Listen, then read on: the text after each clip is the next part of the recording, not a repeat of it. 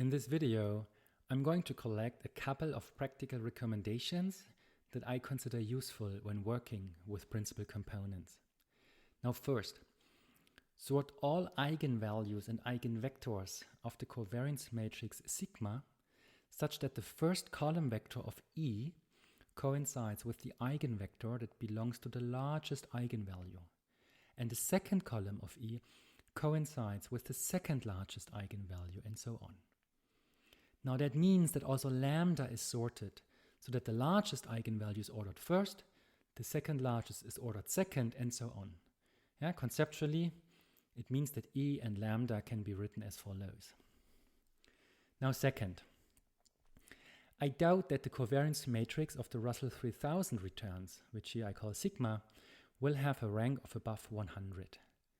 Now that implies that I expect at least all sorted eigenvalues of lambda 101, 102, up to lambda 3000 to be 0, or at least very close to 0. So in that example, which I made up, the rank of sigma would be 100.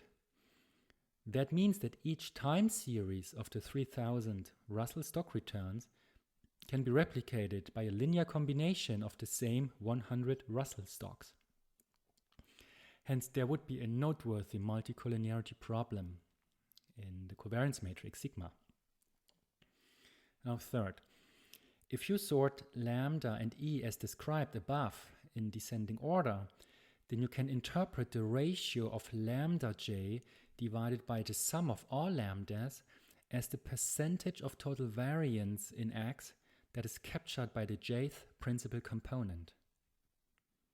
Fourth, column 1 of X tilde dm will also be called principal component 1, and analogously column k of X tilde dm is called principal component k.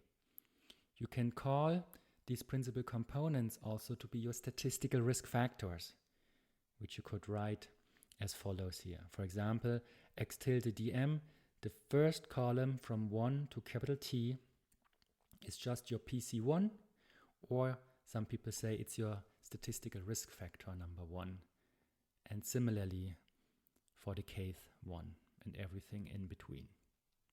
Now fifth, each principal component is a statistical risk factor which by construction is orthogonal to the other risk factors. Sixth, because of the sorting, which was my recommendation 1, you can interpret lambda 1 divided by the sum of all lambdas as the relative importance of the first statistical risk factor.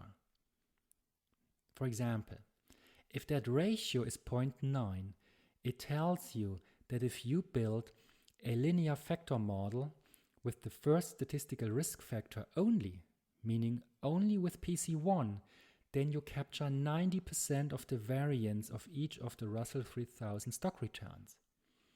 The remaining 10% would be mainly interpreted as noise or idiosyncratic risk. Now seventh, let's continue that example. If in addition you had that lambda 2 divided by all the lambdas is equal to 0.09, that would mean that a linear factor model with two t times 1 risk factors, namely statistical risk factor 1 and statistical risk factor 2, these two factors alone would capture 99% of the variance of each Russell 3000 stock return.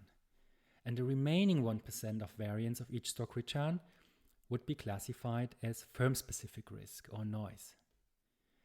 And eighth, once you are there modeling returns with PCs, you could now apply, for example, any type of Armagh model for each of these risk factors. In addition, the risk premium for each risk factor could be determined by, for example, the Farmer-Macbeth approach.